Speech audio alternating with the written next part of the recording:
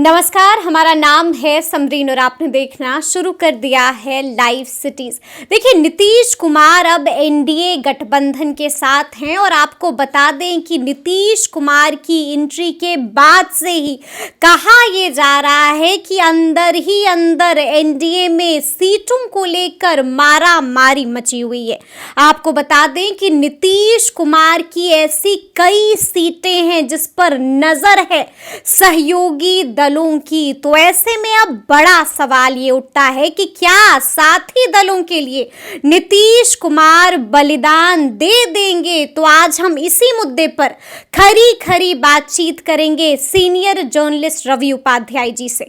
सबसे पहले बहुत शुक्रिया बात आपका भी शुक्रिया जी। जैसा कि मैंने शुरू में ही कहा कि सीटों को लेकर कहा यह जा रहा है कि अंदर ही अंदर एनडीए में मारा मारी मची हुई है। तो सबसे पहले तो हम आपसे जानना चाहेंगे क्या खबर आ रही है, एनडीए में क्या सीटों का फॉर्मूला तय हो गया है और क्या होगा वो फॉर्मूला? देखिए, फॉर्मूला का पूरा जो रोड मैप है, जो एक खाका है, वो पूरी तरह से तैयार हो चुका है। सिर्फ उसको अब बैठ करके अनाउंसमेंट होगा और हमको लगता है कि नरेंद्र मोदी बिहार के दौरे के बाद जब जाएंगे तो उसके बाद से आपको दिखेगा कि वो सीट के बारे में जो है वह एकदम ऑफिशियल हो जाएगा। उसमें कहीं कोई दिक्कत की बात नहीं है। और सीटों की मारामारी किस लिए होगी? सीटों की मारामारी देखिए, नीतीश कुमार के आने के कारण ही अब पेंच फंसता हुआ दिखाई पड़ रहा है। उसके पहले सब कुछ अंदर खाने में ठीक था। और देखिए, नीतीश अब जो पेंच की बात है वो सीट शेयरिंग की जो बात हो रही है। आपका अगला सवाल होगा कि सीट शेयरिंग कैसे कैसे होगा। बिल्कुल जी। तो यह उसमें देखिए, पिछली बार 2019 में जितनी सीटों पर भारतीय जनता पार्टी लड़ी थी उतनी ही सीटों पर इस बार भी भारतीय जनता पार्टी लड़ेगी। इसमें वो इधर उधर कुछ भी होने नहीं जा रहा है। माने कहने का मतलब कि पूरी तरह से 17। ठीक है, मतलब 17 पिछली बार भी थी, 17 इस बार भी। बिल्कुल। अब रही बात जेडीयू की, तो जेडीयू अब उतनी बड़ी पार्टी नहीं है। ठीक है, उसके सांसद हैं 16। 17 पर 2019 में वह एनडीए के साथ ही लड़ी थी नीतीश कुमार की पार्टी और उसमें 16 सीट उनको मिला था, एक सीट वो लूज कर गए थे। तो वो ऐसी परिस्थिति में वो कहते हैं कि हमको कम नहीं चाहिए। उनकी पार्टी कहती है जेडीयू, लेकिन उनके कहने भर से नहीं होगा, क्योंकि वह सब कुछ अब देखा जा रहा है। देखिए, इतने समय से रहे हैं तो एंटी इनकम्बेंसी तो होगा ही।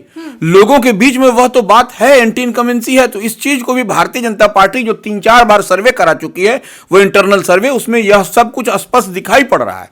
तो और इसीलिए अब हार करके नीतीश कुमार इधर आए हैं एनडीए के फोल्ड में। अदरवाइज वो क्यों आते? वो जो दिखाई पड़ रहा है कि अब हम बगैर भारतीय जनता पार्टी के साथ, बगैर एनडीए में आए हुए, हम इसकी नाव पर सवार हुए बगैर हम नहीं कुछ कर सकते। हमारी पार्टी कुछ नहीं कर सकेगी, डब्बा बंद हो जाएगा फिर। तो ऐसी परिस्थिति में उनके लिए बहुत ही अच्छा रहा कि वो एनडीए के फोल्ड में चले आए। तो ऐसे में अब हम लोगों को जो समझ में आ रहा है कि 13 सीट जेडीयू को मिलने जा रहा है। अच्छा, मतलब आप कह रहे हैं 17 बीजेपी और 13 जेडीयू? बिल्कुल बिल्कुल, 13 बिहार में 13। अब आपका अगला सवाल होगा कि और पे तो उनको 4 सीट का लूज होगा। तो 4 सीट का लूज नहीं होने जा रहा है। वो 4 सीट अन्य जगहों पर उनको दे करके कंपनसेट कर दिया जाएगा, कम कर दिया जाएगा। ये सब बात की तैयारी है उसमें। और ये पहले ही से इनकी पार्टी और माने पार्टी क्या कह लीजिए, नीतीश कुमार ने स्वयं घोषणा कर रखा था कि हमको नॉर्थ ईस्ट में हमको लड़वाना है, सीतामढ़ी में हमको लड़वाना है। एक और सीतामढ़ी तो बिहार में ही। एक और बात आपको बता दें, अली अशरफ फातमी को भी उन्होंने कहा था। राष्ट्रीय कार्यकारिणी की जब बैठक हो रही थी दिल्ली में, उसमें कहा गया था कि अली अशरफ फातमी को भी राज्यसभा भेजेंगे। तो उनको नहीं भेजा गया, दूसरे को, संजय झा को भेजा गया। तो यह सब बात है। अब कितनी बात अब होगी क्या कहना बहुत मुश्किल है। लेकिन एक बात हम समरीन बता देंगे आपको कि जो पेच जो है वह नीतीश कुमार को लेकर के ही, उनकी पार्टी को लेकर के ही है कि वो कौन कौन सीट पर, जैसे भारतीय जनता पार्टी जो सर्वे कराई है उसमें कई सीटों पर है, बड़ा झोल झाल है। उस पर भी हम आएंगे, लेकिन अभी हम पहले जानना चाहेंगे आपसे कि सीटों का गणना। हाँ, तो अब उसके बाद जैसे लोक जनशक्ति पार्टी जो रामविलास है, जो जिसके अध्यक्ष चिराग पासवान है, एलजेपीआर, उसको 5 सीट कंफर्म है। उसको 5 सीट से इधर उधर कुछ नहीं, झोल झाल कुछ भी नहीं होने वाला है। एकदम 5 सीट उनको मिला। शुरू से इस बात को हम, तो ये हो गया 35 हो गया। 5 सीटें और हैं। और अब उनके चाचा। अच्छा, चाचा को कितनी? चाचा को 2। चाचा को 2 मिलेगा। मतलब कि आप कह रहे हैं कि आरएलजेपी के पास 2 सीटें। 2 सीट ठीक है। पशुपति कुमार पारस उनके जो चाचा है उनको 2 मिलेगा। ठीक है। फिर अब राष्ट्रीय लोक मोर्चा बिल्कुल, जो उपेंद्र कुशवाहा की नई पार्टी है, देखिए उसमें वो हम आपको शुरू से बोलते हैं उनके लिए बहुत कठिन परिस्थिति होने जा रही है, क्योंकि अभी तक उनको सैंपल अलॉट नहीं हुआ है, नई पार्टी का नामकरण भी नया हुआ है, तो लोगों के बीच में भी अब मैसेज पास ऑन करना है कि भाई हम ही राष्ट्रीय लोक समता पार्टी हैं, हम ही जो है सो एनडीए के फोल्ड में पहले थे, नरेंद्र मोदी के साथ में थे, 2014 में भी हम ही लड़े थे, तो यह सब बात बताना पड़ेगा। और फिर वो सैम्बुल उनका जो चुनाव चिन्ह होगा पार्टी का वह भी बदला हुआ होगा। हम कई बार इस बात को बोल चुके हैं। तो यह कठिन दौर से राष्ट्रीय लोक मोर्चा उपेंद्र कुशवाहा की पार्टी गुजर रही है, इसमें कहीं कोई दो मत नहीं है। और जनता में आप कैसे बता पाइएगा, इस पर भी भारतीय जनता पार्टी की नजर है कि अगर यदि उपेंद्र कुशवाहा की पार्टी को हम 2 सीट देते हैं, 2 सीट की बात उनकी चल रही है, तो वो कैसे मैसेज पास ऑन होगा लोगों के बीच में और कैसे बताया जाएगा कि वो एनडीए के हैं उम्मीदवार। यह एक बहुत टफ विषय है और इस पर चिंतन मनन हो रहा है, चर्चा नहीं हो रहा, चिंतन मनन। एनडीए के फोल्ड में भारतीय जनता पार्टी के जो थिंक टैंक हैं उसमें सब लोग लगे हुए हैं। ठीक है, यह बात इतनी बात हो गई। तो मतलब आप कह रहे हैं कि 2 सीटें राष्ट्रीय लोक मोर्चा के, राष्ट्रीय लोक मोर्चा उपेंद्र कुशवाहा की पार्टी को 1 सीट अब आकर के बची। 39-40 में से 39 का हम लोगों ने बता दिया, 1 सीट है वह हिंदुस्तानी आवाम मोर्चा जीतन राम मांझी को जी। ठीक है, तो मतलब यही कुल मिलाकर गणित हो सकता है, यही गणित ही है। ये 40 ही सीट है, 41 सीट तो होने नहीं जा रहा है, तो 40 सीट में ही सही आपको गणित बिठाना है।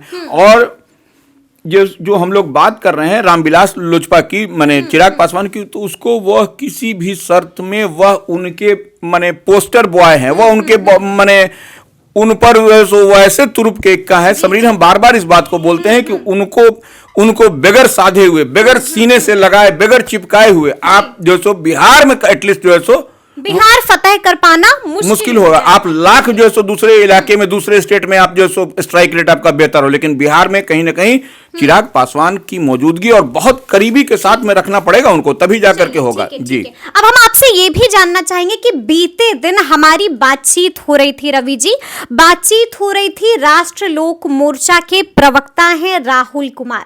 हमने उनसे प्रश्न किया कि उपेंद्र कुशवाहा किस किस सीटों पर दावा ठोक रहे हैं, ताल ठोक रहे, कौन कौन सी ऐसी सीटें होंगी, तो उन्होंने साफ साफ दबे अल्फाज में इशारा दे दिया कि काराकाट से तो चुनाव लड़ेंगे ही, जहानाबाद पर भी नजर है।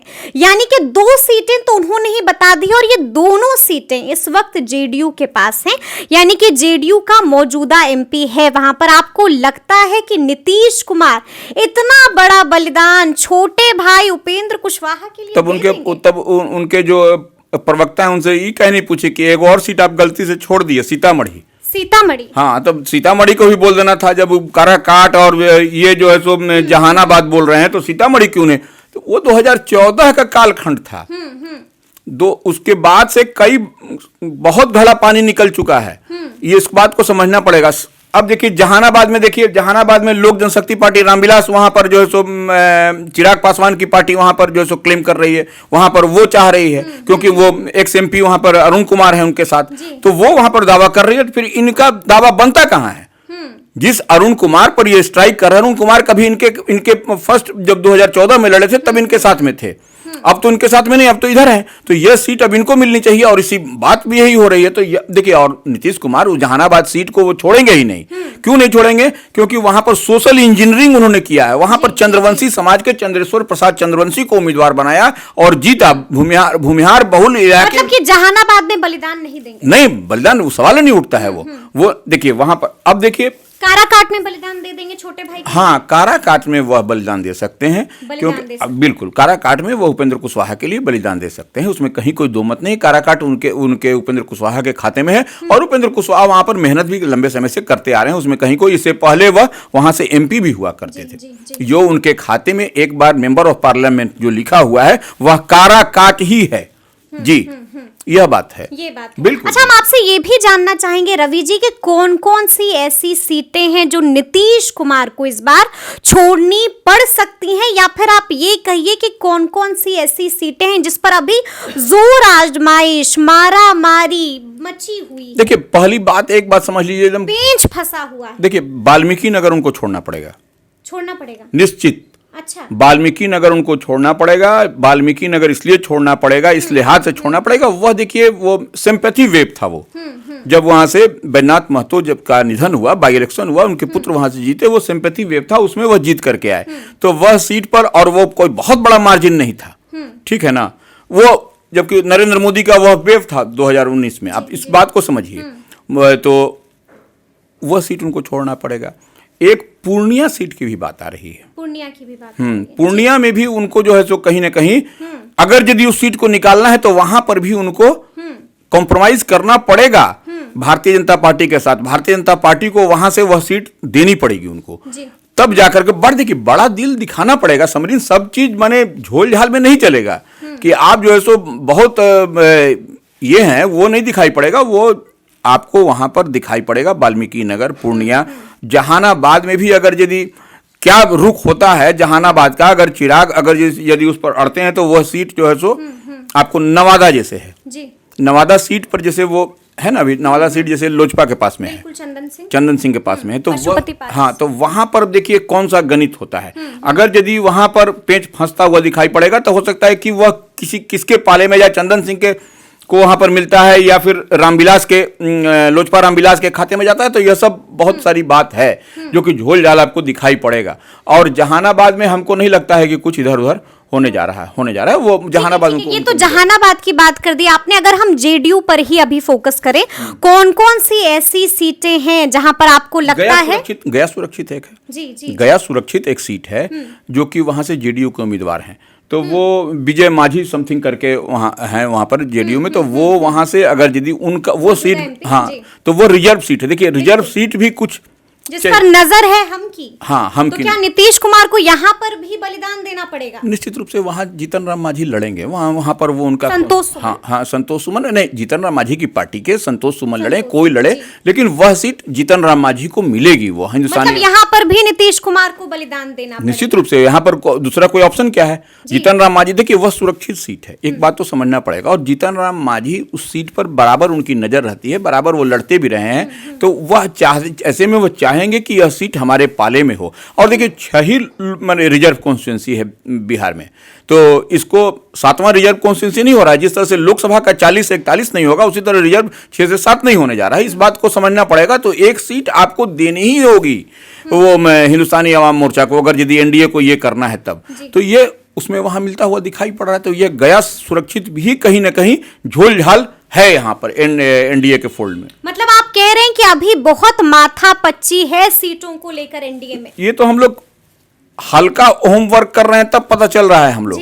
ये अगर यदि हम लोग और थॉरली अगर करें तो इसमें कई ऐसी सीटें हैं जो अदला बदली के कगार पर हैं। अदला बदली के कगार पर बिल्कुल बिल्कुल। अब माने वो कमल छाप पर देखिएगा कई उम्मीदवार लड़ते हुए नजर आएंगे जेडीयू के, जो क्योंकि वो अपने बलबूते लड़ेंगे तो वो समरीन वो जीतेंगे ही नहीं।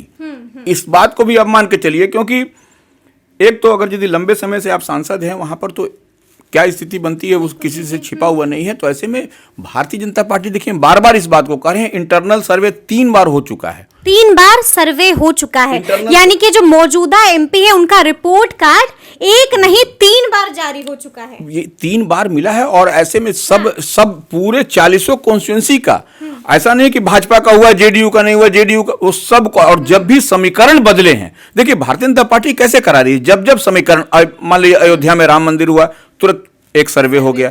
बिहार में सरकार अदला बदली हुई, तुरंत एक सर्वे हो गया, तुरंत एक सर्वे। और उससे पहले क्या स्थिति थी वो। तो यह जो है सो कोई रिस्क लेने के लिए भारतीय जनता पार्टी तैयार ही नहीं है एकदम। उसको 40 का 40 टारगेट है। उस टारगेट को अचीव करने के लिए बाई हुक और क्रुक किसी तरह से हो वह करने के लिए वो है एकदम। अच्छा, तो मतलब एक बात तो तय है ना रवि जी की, जो मौजूदा सांसद हैं एनडीए के, उनमें से कईयों का टिकट कटने जा रहा है।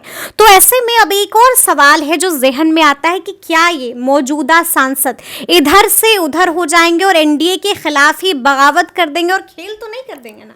देखिए कई सांसदों का निश्चित रूप से टिकट कटेगा, इसमें कहीं कोई दो मत नहीं है। ये ऐसे कई सारे एग्जाम्पल हैं और आप देख ही रहे हैं किस तरह से। अब जैसे आप भागलपुर से जो मंडल जी हैं, जो एमएलए हैं, वो कहते हैं हमारे पॉकेट में टिकट है। गोपाल मंडल बोलते हैं हमारे पॉकेट में टिकट है, हम तो लड़ेंगे ही। तो अब इसी तरह से कई तो अन्य विधायक हो गए। ये तो विधायक हैं, ऑन कैमरा ऐसे कई ऐसे जो हैं अंदर में इच्छा पाले हुए हैं कि वो लड़ेंगे और वो बोलते नहीं हैं। आप ऑफ कैमरा बात करिए, सारे लोग बोलेंगे आधा। लेकिन जो एक बात समझना पड़ेगा कि भारत जो जनता दल यूनाइटेड है वह जो है सो असेंबली कैसे विधायक भी हैं। नहीं, विधायक पर हम आएंगे, लेकिन ऐसे कई सांसद हैं जिनको अगर आप इस बार बे टिकट करते हैं तो हो सकता है कि ये सांसद खेला कर दे, खेला बागी बन जाएंगे, बागी बन करके ये जो अपना काम करेंगे जी। और ये काम करेंगे तो ये कहीं ना कहीं डैमेजिंग होगा, बहुत डैमेजिंग होगा, थोड़ा मोड़ा डैमेजिंग। और देखिए कि जिस तरह से तेजस्वी का कार्यक्रम लगा हुआ है, चल रहा है, तो डैमेज तो होने की संभावना पूरी तरह से दिखाई भी बिल्कुल बिल्कुल बिल्कुल। अच्छा, एक चर्चा और है मार्केट में, पॉलिटिकल कॉरिडोर्स में एक और चर्चा है। कहा यह जा रहा है कि दर्जन भर एनडीए के ऐसे विधायक हैं जिनको आरजेडी या ये कहिए कि महागठबंधन वाले प्रलोभन दे रहे हैं, संपर्क में हैं, साफ साफ कह रहे हैं कि आप इधर आ जाइए और लोकसभा का टिकट ले जाइए। देखिए ऐसे दर्जन भर नाम हम नहीं बताएंगे, लेकिन ऐसा कई असेंबली माने पार्लियामेंट सीट है, जैसे पूर्णिया में ही पूर्णिया में ही आप देखिएगा कि सीटिंग जो है सो जेडीयू के जो है सो माने आपको इधर से उधर खोता हुआ दिखाई पड़ेगा। अच्छा, हाँ, नाम मत पूछिएगा, लेकिन वहां पर आपको दिखाई पड़ेगा। इसी तरह से और भी कई सीट है आपको। शाहबाद क्षेत्र में 2-3 इस तरह से एमएलए हैं जो कि चाह रहे हैं कि हम जो है सो इधर से उधर हमको टिकट मिल जाए, हम उधर चले जाएं।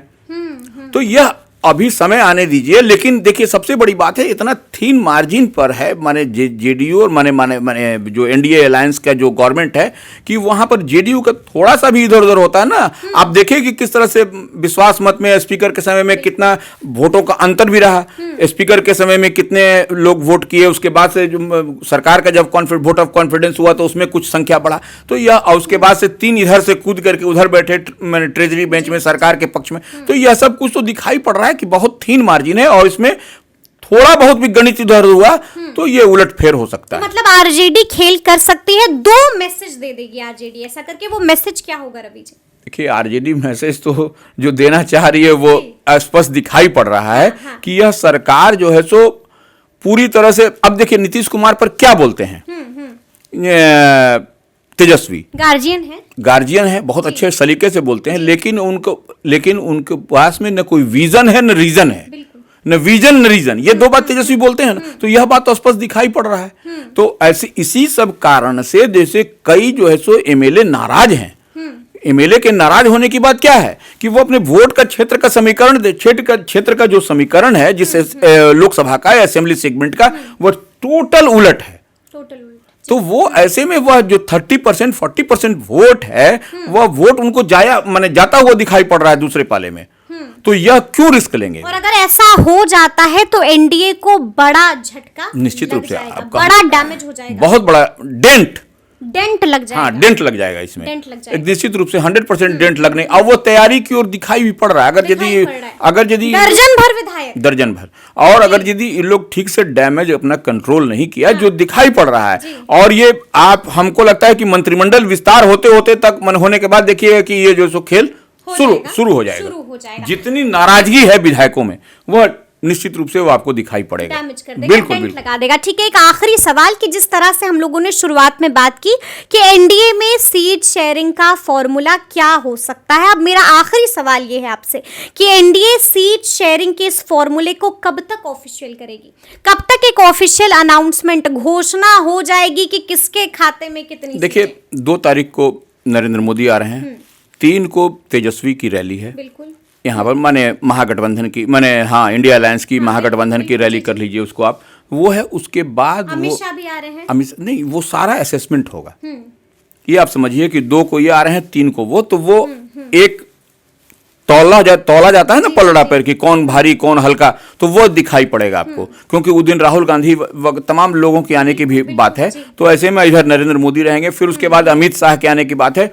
तो उसके बाद अमित शाह आएंगे तो समझिए किसी चीज का समाप्त किया जाता है ना, तो वो उसके बाद से आपको वहां पर दिल्ली में बैठक होगी राष्ट्रीय कोर कमेटी की, जो भारतीय जनता पार्टी की होती है। उसके बाद एनडीए के अलायंस की बात होगी, उसके बाद सीटों का वो है सो आपको पूरा मजनून आपको दिखाई पड़ेगा, किस पार्टी को कहाँ कैसे कैसे कौन कौन सा, वो आपको एकदम, मतलब आप कह रहे हैं कि शाह के आने के बाद सारी चीजें क्लियर हो जाएंगी, सारी पिक्चर चीजें साफ बिल्कुल हो बिल्कुल, जाएगी। वो शाह आएंगे तो वो शाह जो सो आ ही रहे हैं इसीलिए कि नरेंद्र मोदी के बाद इनकी रैली हो जाएगी 5 तारीख को, 2 को नरेंद्र मोदी, 3 को ये, उसके बाद वो उनका जो कार्यक्रम होगा अमित शाह का, उसके बाद जब जाएंगे तो असेस करेंगे, उसके बाद वह रिपोर्ट वहां जाएगी, Announcement हो जाएगी। वो वहां पर असेसमेंट होगा, वो उसके बाद से वो अनाउंसमेंट हो चीजें साफ हो जाएगी एकदम पूरी तरह से क्लियरिटी के साथ। चलिए, तो सुना आपने क्या कुछ कहा है रवि उपाध्याय जी ने, तफसील से हम लोगों ने चर्चा की है कि आखिर बलिदान किसको देना पड़ सकता है और आगे आगे क्या कुछ हो सकता है। तो ये पूरी बातचीत आपको कैसी लगी है कमेंट करके हमें ज़रूर बताइएगा। तो इस तरह के तमाम अपडेट्स के लिए ऐसे ही हमारे साथ बने रहिएगा और देखते रहिएगा लाइव सिटीज़। बहुत शुक्रिया।